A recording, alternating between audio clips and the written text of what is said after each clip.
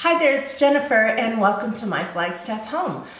Today is an exciting day for me, and I say that because today is the day that I start my tomato seeds for my summer vegetable garden. It is the end of February, and I always mark it on my calendar toward the end of February, usually it's the very end of February, to get those tomato seeds started. And I do that because we have such a short growing season here. We really just have from the middle of June to the middle of September, and then we have freezing temperatures. And so if we don't get our tomato seeds in and growing and get the plants to be about a foot high by the beginning of the growing season, we're not getting tomatoes, or not any ones that are red or good to eat. So we have to get that started pretty early. The other kinds of plants, like my squash plants, I will start those early as well, but they will not be they don't need to go in as early. They do pretty well growing and coming to harvest if I start them just maybe 6 weeks before they would go in the ground. So what I'm gonna do today is show you what I do. I plant my tomato seeds in an AeroGarden. And if you don't know what one of those is, I will first of all link it over on my blog at myflagstaffhome.com. But it is a hydroponic garden. It has kind of a tank part that holds water and has like an air bubbler in it and keeps it kind of circulating, and not really circulating, but just keeps it oxygenated. So then it has, on top of that little tank, and I'll show you this top piece, this sets on top, this is the lid, and then you can see that there are holes where you put in these seed pods that you can get from AeroGarden, and then you can grow pretty much whatever you want. My mom uses hers to grow flowers, and she likes to grow flowers in her AeroGarden in the winter so that it looks really nice, you know, when she has flowers inside when it's freezing outside. So I like to use mine to grow herbs and stuff like that, but it is, you can use it in a different way. You don't have to use it just for this. And so usually after the summer is over, I'll start up my AeroGarden in my house so that I can continue to have fresh basil. I like to have fresh basil all year long. And, but then in the spring, I take this top piece out, sorry about that. I take this top piece out and I put in, this is an insert from their seed starter kit. And you can see that there's a whole bunch of little tiny holes in here. You set that into the tank. The bottom part sits in the water of the tank. And then you put in these little spongy, let's see if you could see this. These spongy little plugs, and there's a little hole in the end. And you can dig some of this stuff out and make the area bigger. But anyway, you take these after soaking them and you just pop them in. You just pop one of these in here like this, and then you can see it sticks out the back. So that part hangs down into the water. And then everything, there are grow lights, and when you first start, the grow lights are really low, close down to this to keep it nice and warm. And then as the plants grow, then you can raise the lights. I'll show you that in just a second. But this is really good. You really don't want to fill up every single hole in here to get things growing, unless what you're just trying to do is just get a very little start of a sprout. I'm not sure why you would do that, but what I do is I'll put like one here and then one over here and one over here, just to give them a little bit of space. And I'm gonna be planting 3 different kinds of tomatoes. Well, no, 3 different kinds of big tomatoes. And then I usually plant 1 gold nugget cherry tomato and 1 black cherry tomato. So I'll probably put 1 kind over here and 1 kind over here and 1 kind over here, and I'll put my cherry tomato, I couldn't even see that. 1 kind over here, 1 kind over here, 1 kind over here, and maybe my cherry tomatoes over here. Just to give them, I want to give them space. Then when they get to be a certain height and they're starting to crowd each other out in here, they get transferred to a pot in the window, And then at the beginning of May, when we are still going down into freezing temperatures and still have a chance of snow, it almost always snows in May, I put them out in the garden inside walls of water which protect them.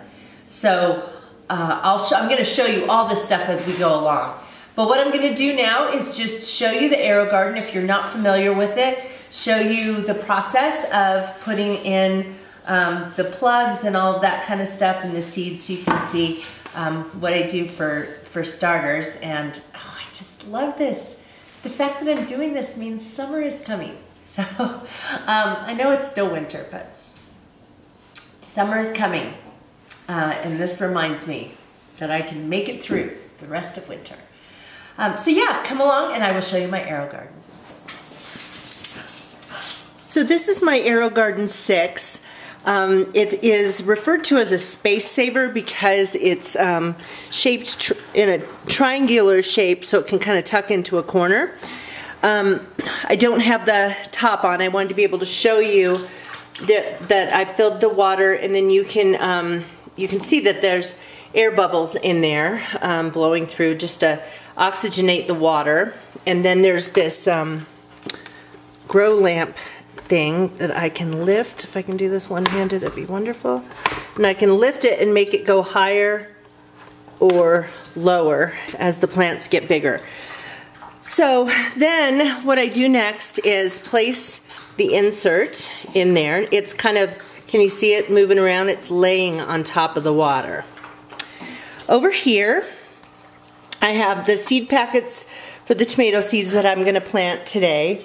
And then these are those little plug things, and they're soaking in water. They look like a disgusting mess, don't they? But anyway, they're soaking in water so they get nice and soaked. And then if you can see this, on the very end there's like a tiny little hole. Can you see that? Right there. It's a tiny little hole, and I actually need to take tweezers and pull some more of this material out of that to make a little larger space for the seed to go. And if you're doing a larger seed like a squash, you're gonna have to pull a lot out of there. And if it's a smaller seed, you don't have to pull as much. So I'm gonna take care of that right now, and then I'm gonna put them inside the AeroGarden. So now I have the plugs in, and I actually labeled too where I'm gonna plant each different kind of seeds so that when the different kinds of tomato plants come up, I'll know. And I also took a little bit more of the center out of each one, and now I'm just taking this little seed in my hand and dropping one. Oops, my dog just came in the dog door. And drop it in that little hole there, and that stays damp. You don't have to cover it because you've made a little hole, and it stays damp because all this is sitting. Let's see if you can see that. Well, no, it's all sitting in the water, sorry.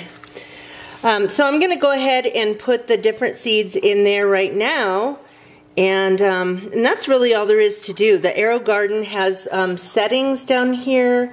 Looks like it's too dark to see, and you can set it for whether you're growing herbs or flowers or vegetables or whatever, and then by that it keeps the light on for the correct number of hours per day. And it automatically will shut off when it's time to be shut off. So now the good part happens after I put these seeds in. We just wait, and in a short period of time we'll start to see this summer's vegetable plants growing right here in the house at the end of February.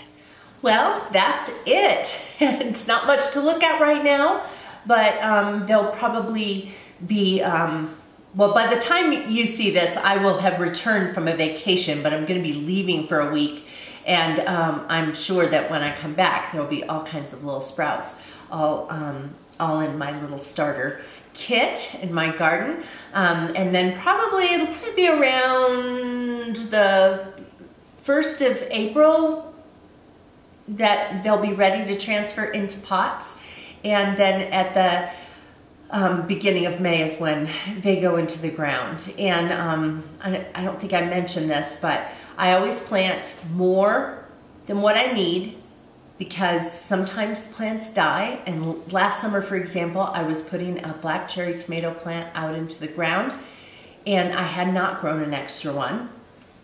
I always do with my other ones, but with the cherry tomato, I was like, this is hardy, it'll be fine. I've never had any trouble with this.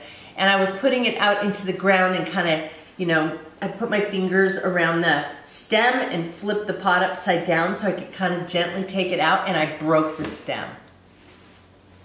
So by having extra ones that I nurture and care for all through this time indoors, I at least have another option of one that I can go and grab if something like that happens. So I will definitely be growing more than one of the cherry tomatoes too. Well, anyway, I'd love to hear about what you're doing to prepare for summer. And if you're a vegetable gardener or a flower gardener, I'd love to hear about the things you do, dreaming of your garden or actually doing some stuff to get ready. I know that it's a kind of an exciting process of time for me, and so I'd love to hear how things go for you in your neck of the woods. If you are not currently subscribed to my channel, I'd so love it if you would. Just hit that little subscribe button right there, and YouTube will let you know when I upload new videos to this channel. Love to have you come along, and you can also check out my other channel, which is called Busy Being Jen, and I'll link that below. So anyway, I hope you guys are doing great and have a wonderful day. Thanks for watching. Bye-bye.